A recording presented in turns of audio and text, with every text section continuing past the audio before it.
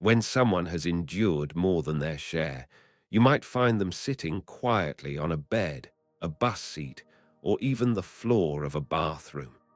The location doesn't matter. What matters is the internal sensation. They aren't sitting because they're tired, but because something inside is gently giving way, like a bridge silently buckling under a weight it was never meant to hold. If you've ever experienced this, you know it doesn't happen with noise or drama.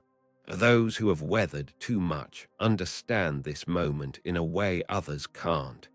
And strangely, you rarely realize you've become that person until life makes it impossible to ignore. But it isn't calmness. It's not peace. It's a quiet numbness that settles in when your mind has been stretched beyond its natural limits. It's the stillness that comes after your emotions have run too many races without rest. Many believe resilience is about strength, but for those who have endured too much, resilience feels more like survival, something you do because there was no other choice. Because of this, you carry a certain presence others can sense but not quite describe. There's a gravity about you, a depth behind your eyes, a softness in how you listen, a heaviness in your pauses before you speak. You learn to fold your feelings into shapes that fit into the corners of your mind. You learn to keep moving even when everything inside feels like a storm. There's something almost contradictory about it. People who have been through a lot often appear wise, composed, and mature. They seem like the ones who have it all together. But if you could glimpse their inner world, you'd realize this maturity wasn't earned. It was forced. It wasn't developed. It was extracted. Not chosen, but required. Some people grow because they're nurtured. Others grow because life denied them the carefree youth or childhood others seem to enjoy. When you've carried more emotional weight than your body was ever designed to hold, something shifts in how your mind forms itself. Psychologists refer to this partly as emotional overcompensation. When someone's nervous system has been overwhelmed repeatedly, it begins to reorganize, not gracefully, but desperately. It adapts through hyper-awareness. It adapts through emotional bracing. It adapts by anticipating the worst, even when the worst isn't coming. If you've ever wondered why you overthink, why you scan for shifts in tone, why you feel the need to prepare for problems that haven't happened, this is why. Your mind learned uncertainty was dangerous, so it built defenses you never consciously asked for. Even if you heal, even if you grow, traces of those defenses linger like old architecture beneath a renovated building. People who have endured too much carry an invisible curriculum. They know how to read silence. They sense tension before others feel it. They step around conflict like someone stepping around broken glass. They know how to calm others while their own heart trembles. They know how to make themselves small when attention feels unsafe. They recover quickly from disappointment because life never gave them the luxury of falling apart. They develop emotional reflexes others mistake for personality traits. But they're not personality traits.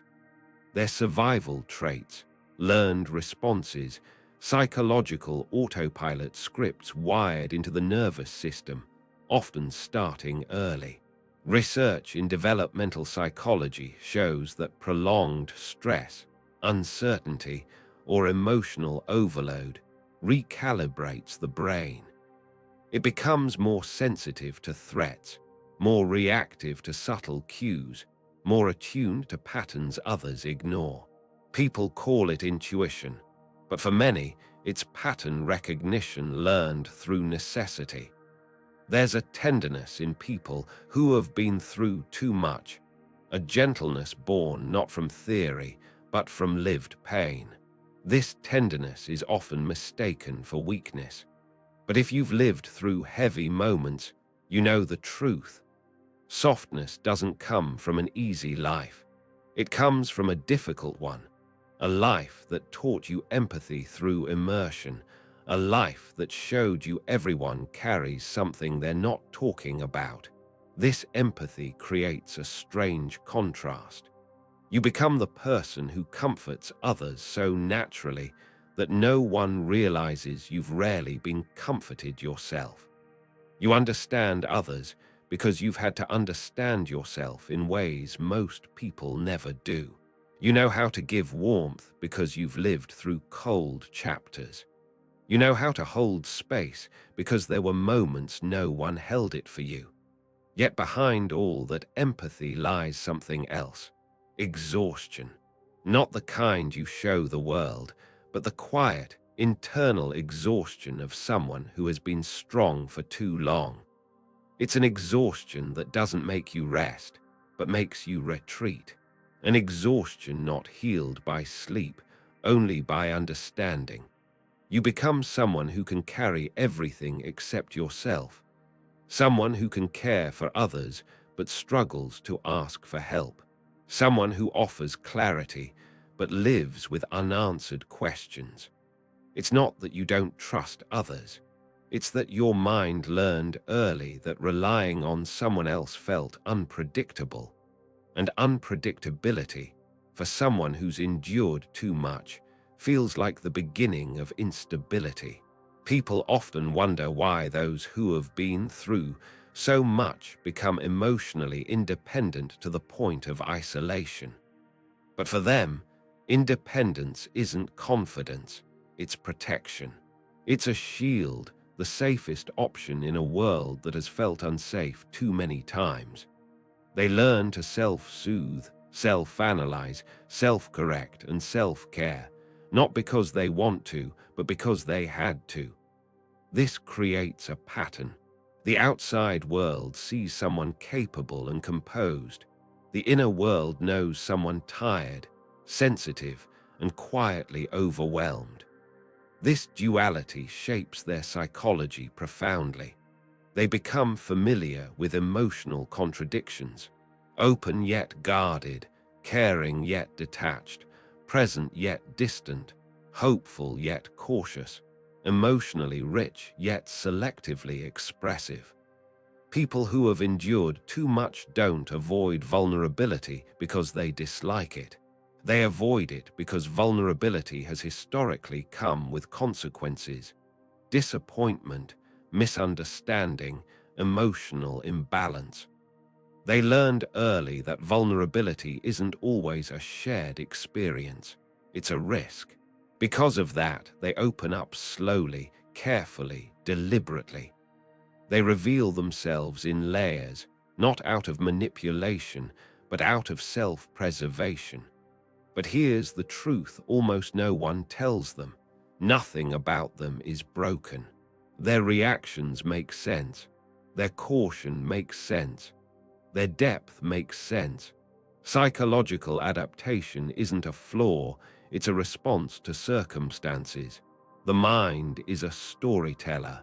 When someone has lived through too many difficult chapters, their psychological narrative becomes more complex. Their emotions become nuanced. Their inner world becomes layered with meanings others can't see. And yet, there's something profoundly beautiful about the psychology of people who have been through too much. They often love quietly but deeply. They appreciate small kindnesses more than grand gestures. They notice details others forget. They cherish moments of peace because they know what chaos feels like. They value emotional sincerity because they've seen the cost of pretending. And one of their most remarkable traits is this: they continue no matter what. Even when their heart feels heavy, their mind feels tired, or their future feels uncertain, they keep going. Not because they're unbreakable, but because they've already been broken before and found a way to stand anyway. There's a wisdom that only comes from surviving yourself, a maturity that only comes from navigating emotions without a map, a self-awareness that only comes from being forced to decode your inner world. People who have lived through too much carry all of this inside them, like unspoken chapters of a book they never meant to write. But underneath all the survival instincts, emotional reflexes, maturity, and depth, there's still a part of them that wishes life had been easier, not perfect, just gentler. A version where they didn't have to grow up so quickly, where their nervous system wasn't trained to brace for impact, where they didn't have to be the strong one all the time. Yet even without that easier life, they continue moving forward. They continue showing up. They carry wisdom that feels far older than their years.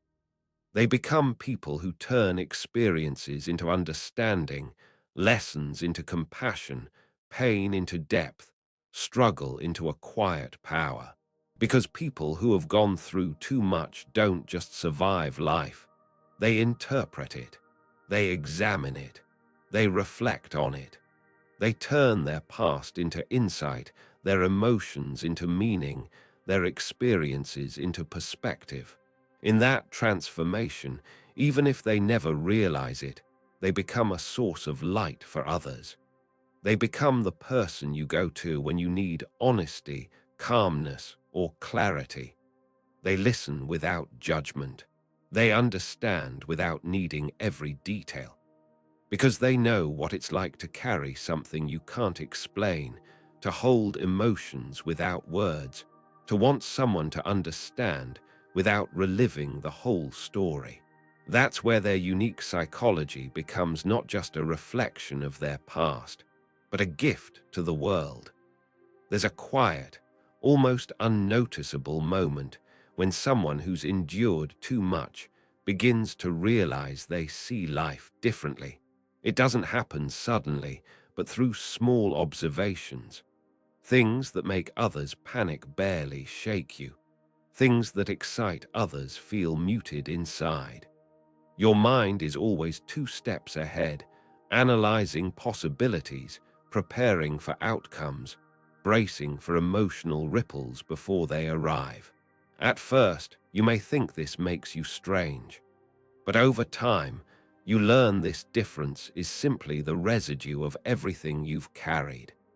People who have lived through too much develop a relationship with reality that's both intimate and distant.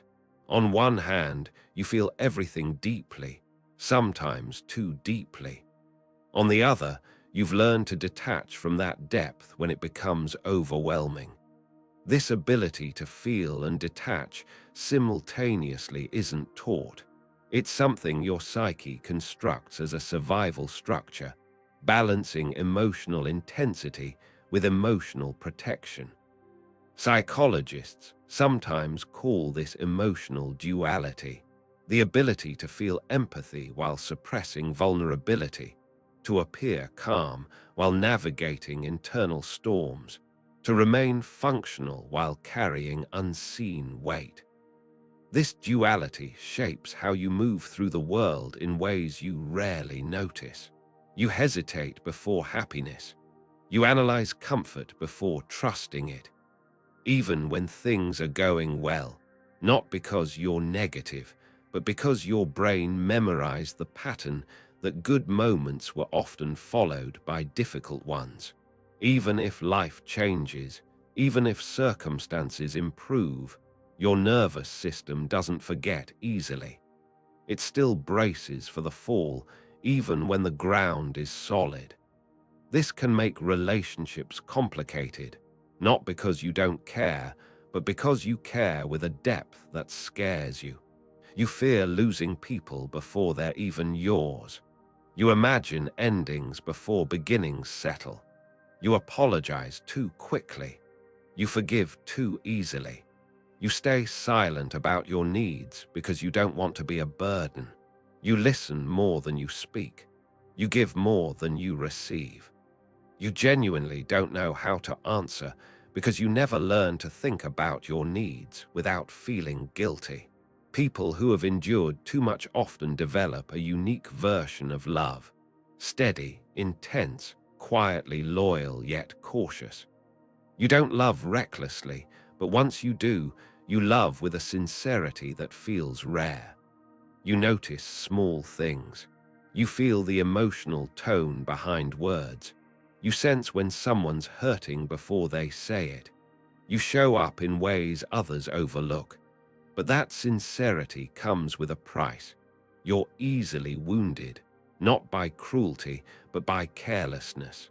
Not by hostility, but by inconsistency. Because inconsistency feels like the beginning of abandonment, and abandonment, even subtle, awakens old memories in your nervous system. This is what many never understand. When someone who's been through too much reacts strongly to something small, it's not the present moment they're reacting to. It's the echo of all the past moments they felt unsafe, unprotected, unheard, or unseen. Their body responds to patterns even when the present is harmless. Their emotions shift based on associations formed long before they had words to describe them. But instead of explaining, they stay quiet. They hide their triggers. They mask their anxiety. They smile through discomfort. They prioritize harmony even when their own heart feels unsettled because they fear being misunderstood, being labeled too sensitive or too emotional. So they learn to keep their storms private. Yet here's the irony. These same people often become emotional anchors for everyone around them. They give clarity, perspective, meaning. They're the ones friends come to with their deepest fears and rawest emotions, and they hold those emotions gently, compassionately, without judgment, because they understand. They understand in ways others don't. They've lived through things that forced them to become emotionally literate long before they were ready. That emotional literacy gives them a unique vision. They can see through masks, sense when someone is pretending, feel tension in a conversation others think is normal. Tell when "I'm fine" really means "I'm not okay." Detect emotional shifts with the accuracy of a finely tuned instrument. This is both a gift and a burden. A gift because it allows deep connection. A burden because it means they feel responsible for emotions that aren't theirs. They absorb too much. They internalize too much. They become healers without noticing. And healers, if not careful, become exhausted. This exhaustion shows up quietly, not through dramatic breakdowns, but through subtle withdrawals. Someone who's endured too much won't always say they're overwhelmed. They'll just become quieter. Their messages shorten. Their laughs soften. Their presence lightens, as if they're slowly trying to disappear without alarming anyone. When asked if they're okay, they smile and say, "I'm good," because they don't know how to explain everything swirling inside. They don't want to feel like a burden, be misunderstood, or relive emotions by putting them into words. So they keep it all inside. But there's another side to people like this, a side that's strong in a way others can't comprehend. Not loud strength, not visible strength, but quiet strength. The kind that endures, the kind that continues even when tired, the kind that keeps showing up for life even when life hasn't shown up for them. They've lived through too many emotional winters to fear the cold. They've walked through storms without umbrellas. They've rebuilt themselves from ruins more than once. That gives them something rare, inner resilience. Not resilience that looks heroic, but resilience that looks ordinary. the resilience to wake up again, to try again, to trust again, to love again, even when it scares them, even when they've been hurt, even when their mind whispers it's safer to stay guarded. Because deep down, people who have gone through too much still desire connection. They still crave understanding. They still want softness. They still dream of a life where they don't have to be strong all the time. And it's this hope, small, quiet, but persistent, that keeps them moving forward. But hope alone doesn't shape their psychology. What truly shapes them is how they reflect on their experiences. They don't just live through pain. They analyze it. They interpret it. They turn it into insight. They search for meaning even in difficult memories. They find lessons in loss, clarity in chaos, growth in heartbreak. This creates a worldview both fragile and powerful. Fragile because it comes from real wounds, powerful because it creates real wisdom. Wisdom that makes them patient. Wisdom that makes them empathetic. Wisdom that lets them see life from angles others can't. They understand people are complicated, emotions are layered, everyone has a story. This perspective makes them forgiving, not from weakness, but from comprehension.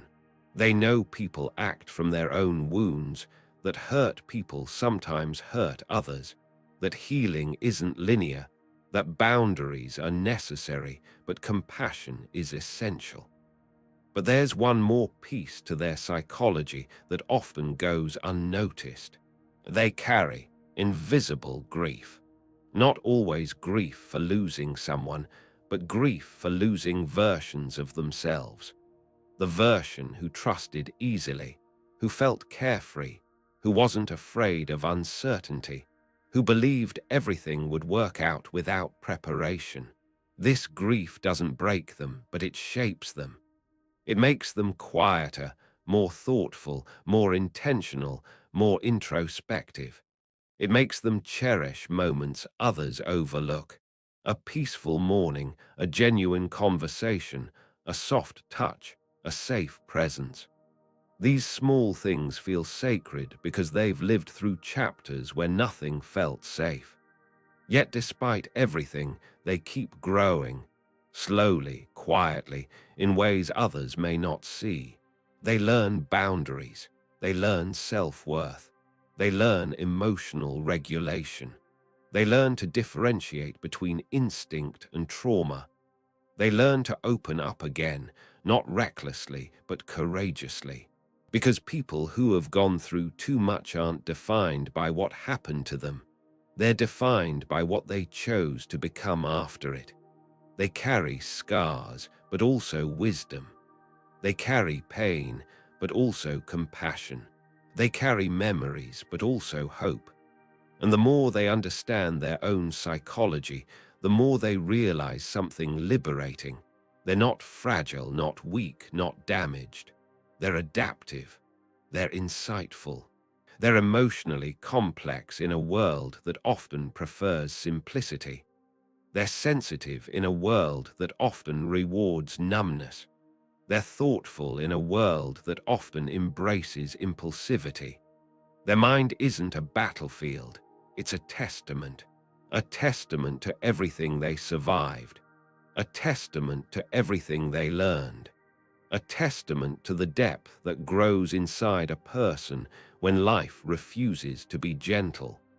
And perhaps the most beautiful truth is this: anyone who's gone through too much has the potential to become a lighthouse, not because they're perfect, but because they know darkness, not because they always shine, but because they understand how terrifying it is to be lost.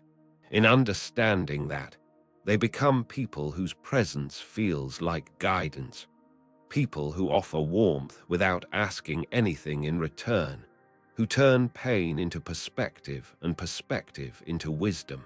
They're the quiet ones who learn to live deeply, love slowly but fully, trust cautiously but meaningfully.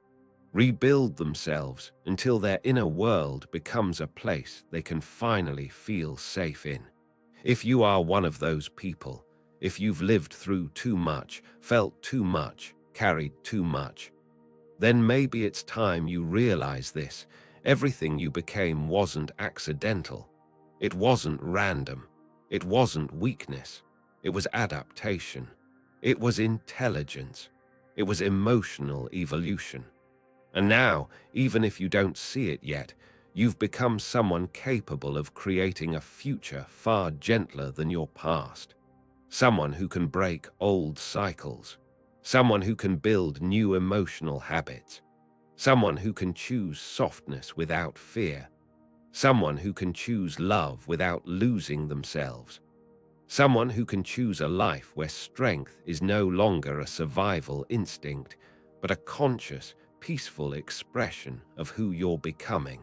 You didn't just go through too much, you grew through it.